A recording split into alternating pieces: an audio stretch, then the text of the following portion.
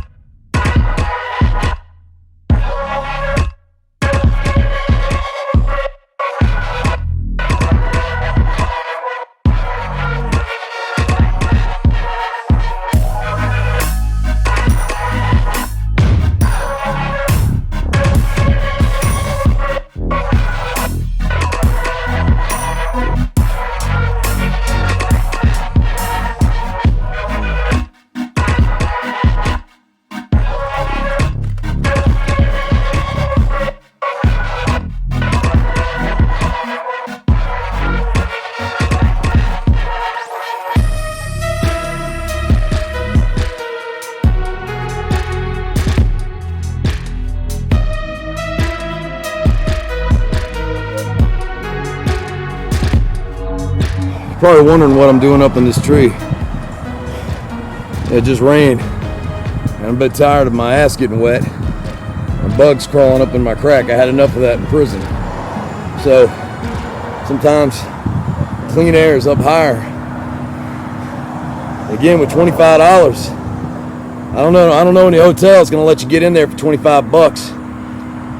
So what can you do? Sometimes you gotta climb the mountain. But in this case, it's baby steps. Sometimes you just gotta go over the next branch and stay there and sleep there and wait for a sign. Well, I'm waiting. The hell did Andy Dufresne say about climbing through 3 miles of foulness? I guess he didn't say nothing about it. It was goddamn red. Ain't got to be a better way than this. Good news is I'm not gonna get COVID. Bad news is I'm pretty much gonna get everything else.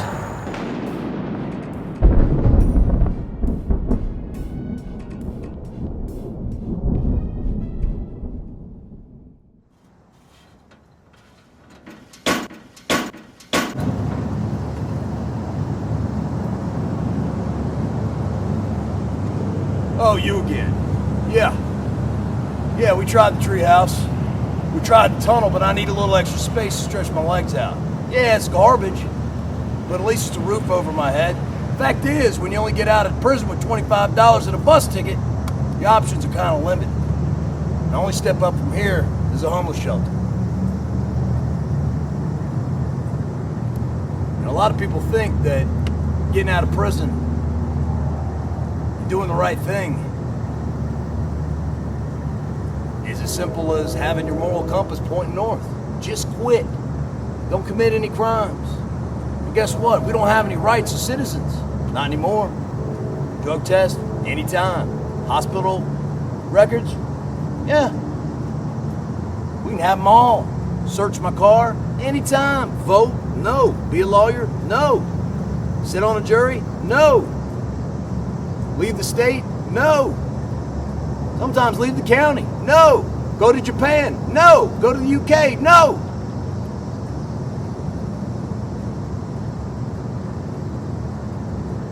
Y'all over there sitting in your little lazy boys, or your gaming chairs, you think you got all the sense.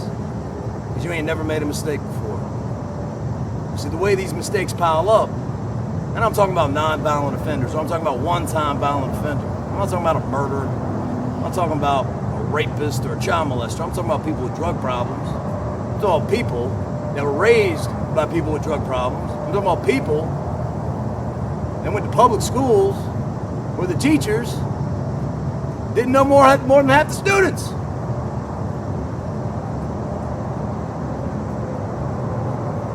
Y'all better open your eyes.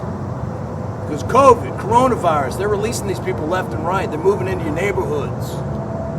There's sex offenders on the street. You don't even know they exist.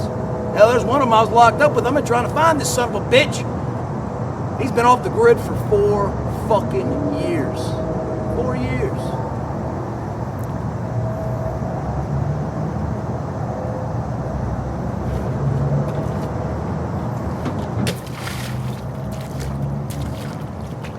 It's all fun and games till one of them moves next to you. Anyway, one thing about being an ex-con is you can't ever stand still for too long. Otherwise, the people will catch up to you. That's place number 3. It's time to move on to greener pastures. In fact, there's greener pastures right there. I think I might go lay down for a minute.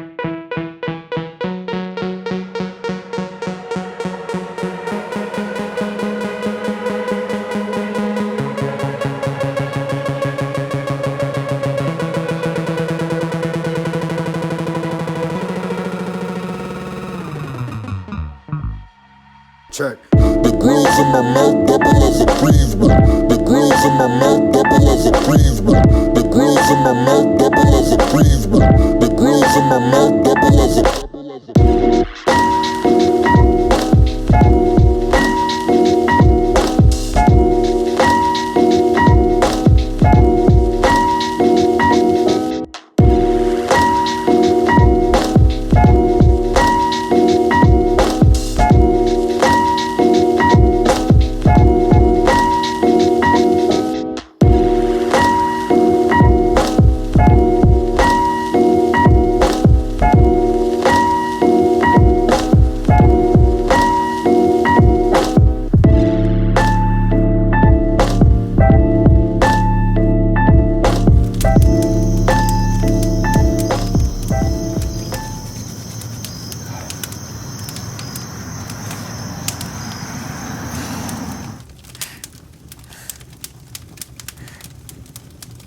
That's like one of the great things about prison. You know, I never was too handy. But, you know, you learn to deal with what you got. You learn to make ends meet with nothing. Whether it's a toilet paper roll, a sock, a lock, whatever. I mean, everybody in there is a damn MacGyver. One thing about prison, man, you're never alone. People are always watching you. You're always watching people. There's lots of dull moments, yeah. But I have some fond memories of the place. Endless playmates, endless playthings. At least there I didn't have to worry about where I'm going to get my next meal. At least there I didn't have to worry about finding a pillow. At least there I didn't have to worry about staying dry.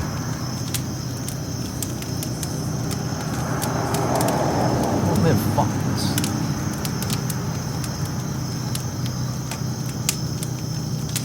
I want to do this on my own.